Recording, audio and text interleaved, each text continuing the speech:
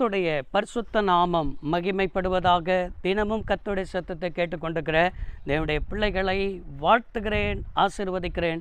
நீங்கள் ஆசீர்வதிக்கப்பட்டவர்கள். இந்த நாளிலும் பரிசுத்த தேவன் சொல்கிற ஒரு வார்த்தை, உன் வேதனைக்கு முடிவு உண்டு. எல்லாவற்றுக்கும் முடிவை கர்த்தர் வைத்திருக்கிறார். நாம் காண்கிற பூமிக்கு ஆண்டவர் ஒரு நாள் முடிவை வைத்திருக்கிறார். அப்படி என்றால் உன் வேதனைக்கு ஒரு நாள் முடிவு இருக்கிறது. நீங்கள் நினைக்கலாம், நான் பிறந்த நாளிலிருந்து இந்நாள் வரைக்கும் நான் பட்ட பாடுகள், பிரச்சனைகள், உபத்திரவங்கள் இதை தான் நான் கடந்துட்டு வரேன். எனக்கு என்னைக்காவது ஒரு முடிவு இருக்குமா? என்னைக்காவது ஒரு சந்தோஷம் இருக்குமா?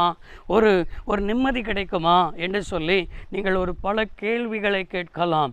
வேலை செய்கிற இடத்துல கூட நான் பல வேதனைகளை சந்திக்கிறேனே, பல பாடுகளை சந்திக்கிறேனே என்று சொல்லி நீங்கள் உங்களுக்குள்ளே புலம்பலாம். இன்னைக்கு கர்த்தர் சொல்கிறார், உன் வேதனைக்கு என்ன செய்யணும் சொன்னால் முடிவு உண்டுன்னு சொல்லி கர்த்தர் பேசி கொண்டிருக்கிறார். நீதிமொழிகள் 10ஆம் அதிகாரம் 28வது வசனத்தில் வாசிக்கிறோம், நீதிமான்களின் நம்பிக்கை மகிழ்ச்சியாகும். நீ எதை நம்பிக்கிட்டு இருக்கிற?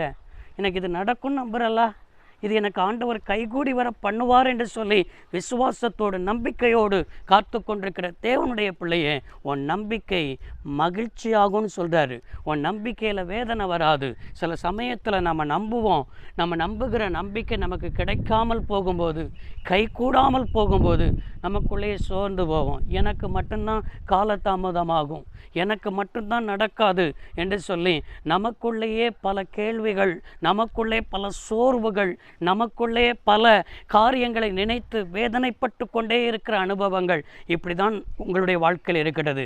இன்றைக்கி உங்கள் நம்பிக்கையில் மகிழ்ச்சி வரும், உன் வேதனைக்கு முடிவு உண்டுன்னு சொல்லி என் தெய்வம் இந்த வேளையில் பேசி கொண்டிருக்கிறார். வேதாகமத்தில் யாபேஸ் என்கிற ஒரு மனிதன் இருக்கிறான்.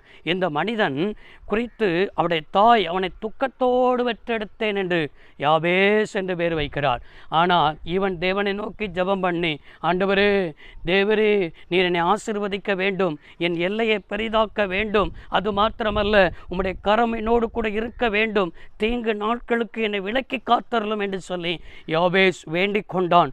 அவன் வேண்டிக் கொண்டதை கர்த்தர் அருள செய்தார். இந்த நாட்களில் உடைய வாழ்க்கையில் எதை வேண்டிக் கொள்கிறீர்களோ, யாபேஸ் உடைய துக்கத்தை மாற்றின ஆண்டவர், அவனுடைய வாழ்க்கையில் மகிழ்ச்சியை தந்த ஆண்டவர், அவனை நிறைவாய் மாற்றின ஆண்டவர் இன்றைக்கு உனக்கும் செய்வார். உன் வேதனைக்கு முடிவு உண்டு, உன் கண்ணீருக்கு முடிவு உண்டு, உனக்கு ஒரு மகிழ்ச்சி இந்த நாட்களில் காரியங்கள் நடக்கும்னு ஆண்டவர் பேசுகிறார். ஜோமனோமா. பரிசுத்தமுள்ள தெய்வமே, அன்பு தகப்பனே, இந்த வார்த்தையின்படியே உடைய பிள்ளைகளை ஆசீர்வதிக்கிறோம். வேதனைக்கு முடிவு உண்டாகட்டும். இன்றைக்கு ஒரு முடிவை கர்த்தர் கட்டளையிடுவதற்காக ஸ்தோத்திரம். இயேசு இரட்சகர் நாமத்தில் பிதாவே, ஆமென். கர்த்தர் உங்களை ஆசீர்வதிப்பாராக. God bless you all.